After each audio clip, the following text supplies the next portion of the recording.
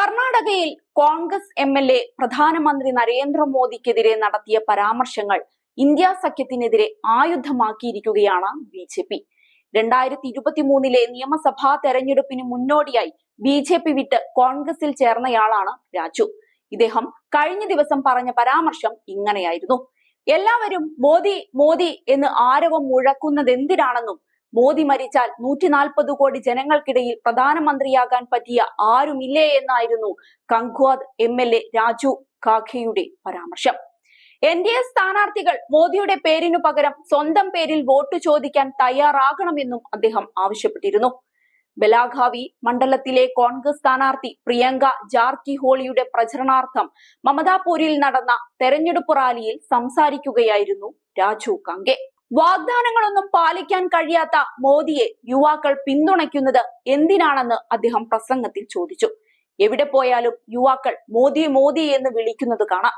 നിയമസഭയിൽ ലക്ഷ്മൺ സവദിയും സതീഷ് ജാർകിഹോളിയും ഞാനുമൊക്കെ വേണം അവർക്ക്. എന്നാൽ കേന്ദ്രത്തിൽ മോദി വേണമെന്നും ആവശ്യപ്പെടുന്നു. മോദി ആർഭാട ജീവിതമാണ് നയിക്കുന്നത്. 3000 കോടി രൂപയുടെ വിമാനമുണ്ട് അദ്ദേഹത്തിന്. 4 മുതൽ 5 വരെ ലക്ഷം വിലയുള്ള വസ്ത്രങ്ങളാണ് അദ്ദേഹം ധരിക്കുന്നതെന്നും കോൺഗ്രസ് എംഎൽഎ ആരോപിക്കുന്നുണ്ട്. ബി.ജെ.പി. സ്ഥാനാർത്ഥി അന്ന സാഹിബ് ജൊല്ലയും ഭാര്യയും എംഎൽഎയുമായ ശശികല ജൊല്ലയും എന്തിനാണ് മോദിയുടെ പേരിൽ വോട്ട് തേടുന്നതെന്നും അദ്ദേഹം ചോദിച്ചു.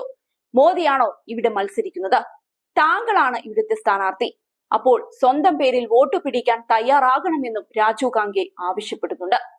അതേസമയം കഴിഞ്ഞ ദിവസം മറ്റൊരു തെരഞ്ഞെടുപ്പ് പരിപാടിയിൽ അദ്ദേഹം നടത്തിയ പരാമർശങ്ങൾ വലിയ രീതിയിലാണ് വിവാദമായത്. കോൺഗ്രസിന് വലിയ ഭൂരിപക്ഷം നൽകിയില്ലെങ്കിൽ പ്രദേശത്ത് വൈദ്യുതി ബന്ധം വിച്ഛേദിക്കുമെന്നായിരുന്നു രാജുവിന്റെ ഭീഷണി. മാധാഭാവിയിൽ നടന്ന തെരഞ്ഞെടുപ്പ് റാലിയിലായിരുന്നു വിവാദ പരാമർശങ്ങൾ. നേതാവ് ഭീഷണിപ്പെടുത്തിയത് ഇങ്ങനെയായിരുന്നു: ചില സ്ഥലത്ത് എനിക്ക് വളരെ കുറഞ്ഞ വോട്ടാണ് ലഭിച്ചത്. അതേക്കുറിച്ച് അധികം പറയുന്നില്ല. ഇത്തവണ ഞങ്ങൾക്ക് കൂടുതൽ വോട്ട് ലഭിച്ചില്ലെങ്കിൽ നിങ്ങളുടെ വൈദ്യുതി റദ്ദാക്കും. അത് സംഭവിക്കരുത്. പറഞ്ഞതിൽ ഉറച്ചു നിൽക്കുന്നയാളാണ് ഞാനെന്ന് ഓർമ്മ വേണം. ഇങ്ങനെയായിരുന്നു അദ്ദേഹത്തിന്റെ ഭീഷണി. പരാമർശങ്ങൾ വലിയ വിവാദമായതോടെ തെരഞ്ഞെടുപ്പ് കമ്മീഷൻ ഇടപെട്ടിരിക്കുകയാണ്. വിവാദ പരാമർശങ്ങളിൽ വിശദീകരണം തേടി കമ്മീഷൻ എംഎൽഎക്ക് നോട്ടീസ് അയച്ചിട്ടുണ്ട്. ഇത് കേട്ട് ബി.ജെ.പി. അടങ്ങിയിരുന്നില്ല.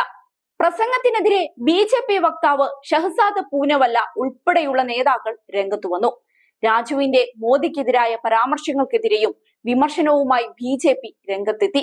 പ്രധാനമന്ത്രിയെ അപമാനിക്കുന്ന പരാമർശങ്ങളാണിതെന്ന് ബി.ജെ.പി. വക്താവ് മാളവിക അവിനാഷ് വിമർശിച്ചു. ഒരു വ്യക്തിയെയും പദവിയെയുമാണ് അദ്ദേഹം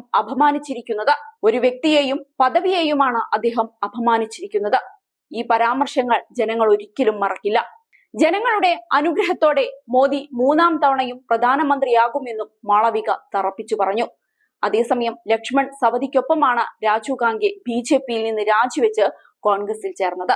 നേരത്തെ ജെ.ഡി.എസ് നേതാവ് എച്ച്.ഡി. കുമാരസ്വാമിയെ കറുത്ത പോത്ത് എന്ന് വിളിച്ചും വിവാദം സൃഷ്ടിച്ചിരുന്നു അദ്ദേഹം.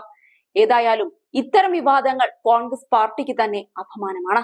ഇന്നലെ കോൺഗ്രസിൽ കയറിക്കൂടിയ നേതാവ് ഇത്തരം ഭീഷണികളും മറ്റും മുഴക്കുമ്പോൾ കോൺഗ്രസിനത് വലിയ ക്ഷീണമാകുമെന്നതിലും സംശയം വേണ്ട.